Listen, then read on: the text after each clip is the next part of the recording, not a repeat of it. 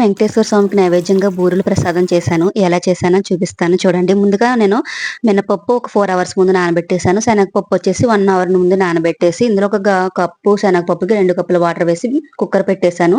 Mixie పట్టుకున్న ఈ మినప్పిండిలోకి నా దగ్గర బియ్యం పిండి ఉంది.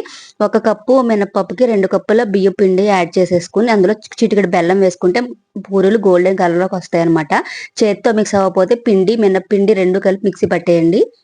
తర్వాత శనగపప్పుని నేను కుక్కర్ పెట్టేశాను కదా, ఇందులో 1 కప్పు బెల్లం వేసేసి ఇలా దగ్గరకంటా ఉడికించేసుకోవాలి. ఇలా గరిటెతో స్మాష్ చేసేసుకుంటూ లేకపోతే పప్పు గుత్తితో కానీ ఇలా ఈ పప్పునంతా చక్కగా మ్యాష్ చేసుకుంటూ నెయ్యి వేసేసుకుని ఇలా దగ్గరకంట అయ్యే వరకు ఉడికించేసుకోవాలి. తర్వాత స్టవ్ ఆఫ్ చేసి చల్లారిన తర్వాత చక్కగా ఇలా బాల్స్ లా చేసేసుకోవాలి రౌండ్ గా.